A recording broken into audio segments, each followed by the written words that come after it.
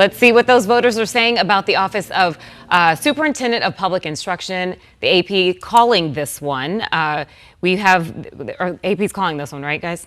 Okay. Yes. Okay, just making sure. All right, so we have the Democrats here, Teresa Leyba Ruiz. She has won this race against Brett Newby's 79.9%. Bram, that is a huge difference there, but she is the only career educator in this race. Career educator, and I know she really hit the campaign trail hard. I ran into her several times just inadvertently at different events. She's been out there getting her message out. As you point out, she is the only career educator in here. And it gets back to what I said earlier, though. That job now requires you to be a real administrator of all that money and also take the fire for running the program. And she has campaigned on a platform of establishing an ESA dashboard to have a very transparent process when it comes to taxpayers and how their tax dollars are being spent on this ESA program. And maybe that resonated with Democrats. In fact, right now, let's go to Nohelani Graf. She is standing by with the presumptive winner on the Democratic side. Nohelani? Yes, and I'm here with Dr. Ruiz, and of course everybody here just started cheering because our results are a little delayed on the big screen, and so they all got to see quite the lead that you have now. So with such a prominent lead in this race, you know, this is your first time run. Despite your deep education resume, it's your first time run for political office. So for voters who are out there as we head to November who are wondering if a first timer is ready to handle a $1 billion budget, what do you say? Absolutely. Everything I have done in my career has prepared me for this. As the president of one of the largest community colleges in Arizona, I'm a good steward of public resources. My entire career is built on my integrity and my responsibility. I am ready to make sure that public education stands strong and that all children around Arizona are having excellent education. Now, when it comes to accountability, since you mentioned you also have had the strongest voice when it comes to ESAs and the need for accountability and reform. But in the meantime, there are 100,000 Arizona kids who are on that program. There are some who come from families that fall just above that $150,000 range, but they're by no means upper income kids. So what do you say to those families who are worried that they're going to get the rug pulled out from under them mid-year?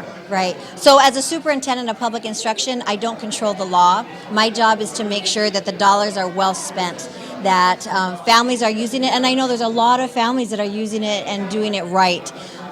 I would say that the system was created to be exploited, and we're seeing evidence of that happening. And my job as a superintendent of public instruction would to make sure that the guardrails are in place so that any dollar that's spent is really spent on educational needs. Speaking of dollars spent, we have 8th graders who are below where they should be in math. We have 3rd graders who are not reading at grade level proficiency. We have teachers who are leaving the state. We're having trouble getting them in. We have one of the lowest pay rates in the country. As someone who has been in education, you have been there for the last 3 decades. Day one, where does the money need to go? Well, the money needs to start with let's stabilize our teacher workforce. And what we're seeing, let me start with this, what we're seeing with those horrible results that you just identified, that's 50 years of underfunding public education. This is the consequence of 50 years. And so we need to make sure that we stabilize our teacher workforce. This is a crisis for Arizona. We need to work closely with our legislature. We must invest in public education in order for us to make sure our children are prepared for the future and that Arizona has the economic vitality that we deserve. How do you get through working with a legislation that is largely Republican?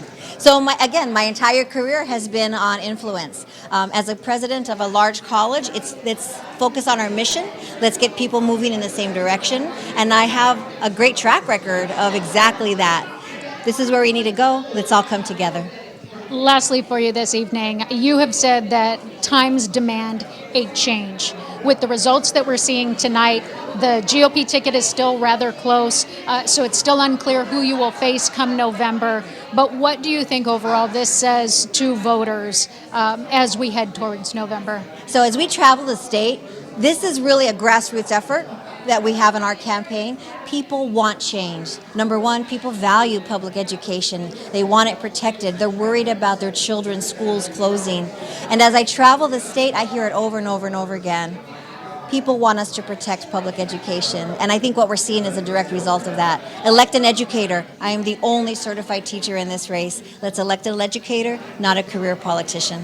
Dr. Ruiz, congratulations this evening. Enjoy the rest of the evening. The one night we talked about that you actually can go to sleep, and then tomorrow your work begins. We appreciate your time.